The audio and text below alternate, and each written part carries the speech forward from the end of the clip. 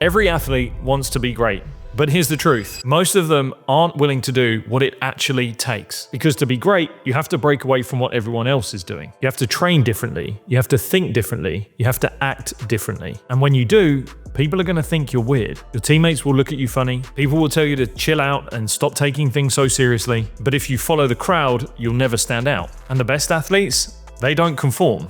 They separate themselves. So today I'll show you why most athletes stay average, why the greats are refusing to blend in, and how you can develop the mindset to break free and become elite. All right, before we get started, be sure to like if you get value from this video, hit the subscribe button, support the channel. It's the easiest and free option that you can do, and also hit the bell so you get notified when a new video comes out, and let's get going. Most athletes I know don't fail because they're not talented enough. It's because they blend into the crowd and never stand out. And the reason this happens is what comes down to a social conformity bias, which means people will change their behavior to fit in with the crowd, even if it holds them back. And it can sound like this: no one else is doing extra work, so I won't either. If I take this too seriously, people will think I'm weird, and I don't want to be the only one going all out. And guess what? Most athletes care more about fitting in than actually getting better. They match their energy to their teammates rather than setting their own standard. And they avoid standing out even when standing out is exactly what they need. But the best athletes, they break away. They stop focusing on what's normal and they focus on what's necessary. I had this thing where on my journey towards becoming a professional athlete, I used to think if no one thinks I'm a weirdo, then chances are I'm probably not working hard enough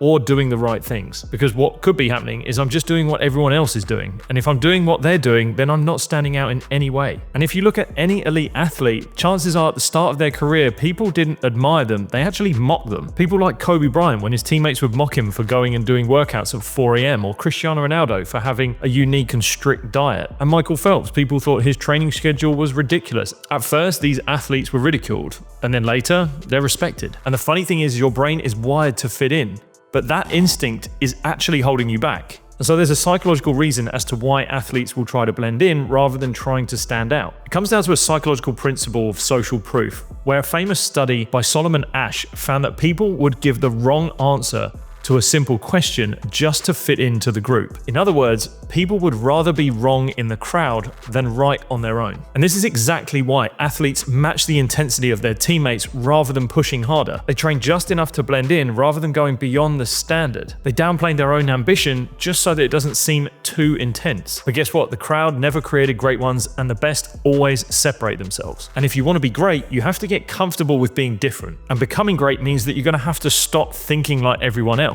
And so here's how you break free from that social conformity and become the athlete that first they doubt, but then they'll admire. And so first up, most importantly, is you need to stop seeking approval and start seeking progress. Most athletes train in a way that feels socially acceptable, but great athletes train in a way that feels uncomfortable. Instead of thinking, I don't want people to think I'm trying too hard, think, I'm willing to do whatever it takes to get better, no matter what people think. And so ask yourself, how would you train if no one was watching? Start matching your training to your goals and not matching it to the crowd. Chances are you know what you need to do. And if you don't, just ask a coach or maybe work with someone away from your team, away from your normal sporting environment to help plan out what it is that you need to be doing to get to the level you want to get to. It's something I draw upon with the people I work with on a one-to-one basis, and especially drawing upon my experience of making it to being a professional athlete. Sometimes you just need a bit of a plan to know what it is that extra bit of training you should be doing is, and then just going and doing it and not worrying about what people think. And the last tip is to